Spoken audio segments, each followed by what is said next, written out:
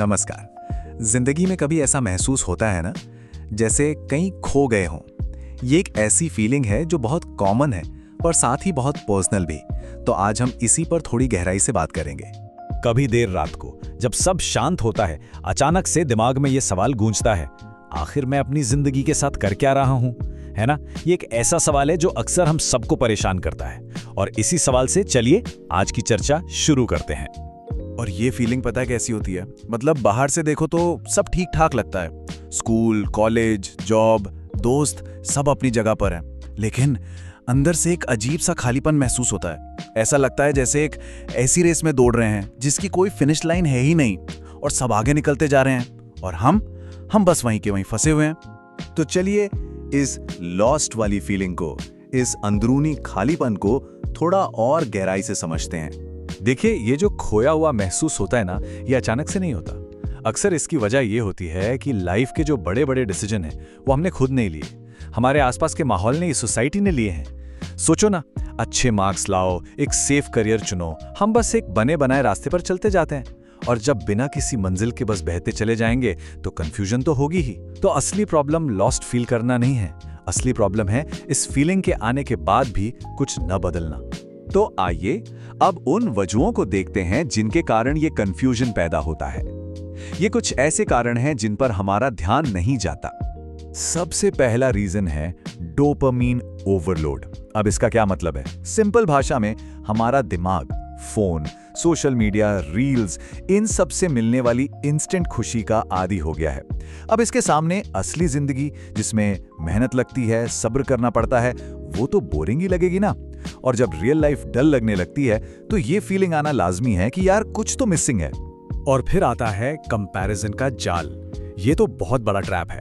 हम social media पर दूसरों की परफेक्ट लाइफ, उनकी हाईलाइट रील देखते हैं और उससे अपनी जिंदगी के बिहाइंड द सीन से कंपेयर करते हैं। उनकी लाइफ सक्सेसफुल दिखती है, अपनी मैसी। वो कॉन्फिडेंट नजर आते हैं और हम सेल्फ डाउट से भरे होते हैं। रिजल्ट सिर्फ कंफ्यूजन और ये फीलिंग कि हम कहीं पीछे रह गए हैं। लेकिन सच्चाई पता है क्या है? सच तो यह है कि ज्यादातर लोग बस गैस कर रहे हैं। फर्क सिर्फ इतना है कि वो एक्शन ले रहे हैं और कुछ लोग बस सोचते रह जाते हैं। और ये सोचते रह जाना ही हमें तीसरे रीजन पर ले आता है, ओवरथिंकिंग का पैरालिसिस। मतलब इतना सोचना कि हाथ पैर ही जाम हो जाएं।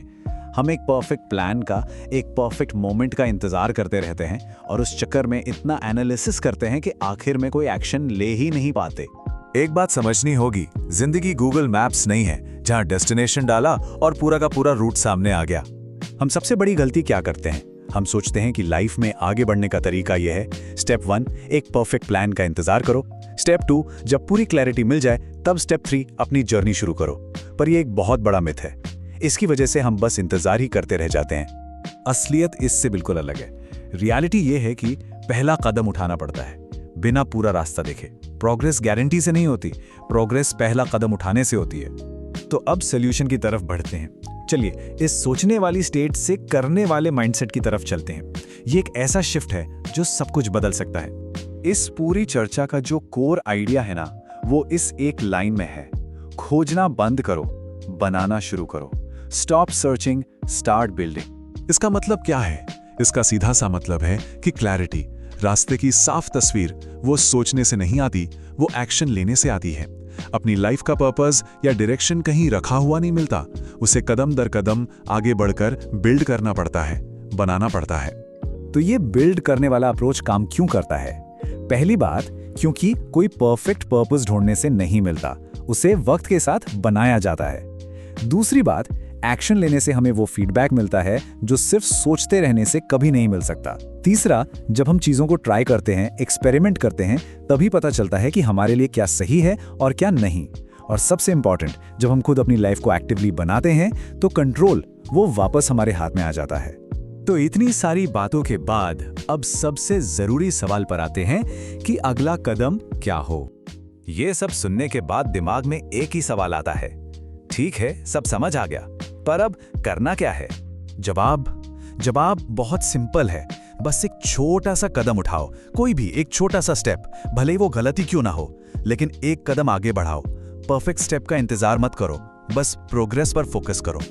और जाते जाते बस इस एक बात को हमेशा याद रखें जो इस पूरी चर्चा का निचोड़ है। डायरेक्शन, रास्ता, वो चलने से मिलता है, सोचते रहने से नहीं। लॉस्ट फील करना ये अंत नहीं है, बल्कि ये एक नई शुरुआत का मौका हो सकता है। तो दोस्तों ये वीडियो आपको कैसा लगा कमेंट करके जरूर बताओ, और किस शहर से आप इस वीडियो को देख रहे हो वो भी कमेंट में जरूर बताएं। और हाँ, मैं इस चैनल में बिल्कुल नया हूँ तो अपने भाई को सपोर्ट जरूर। तो मिलते हैं नेक्स्ट वीडियो में, तब तक के लिए बाय बाय।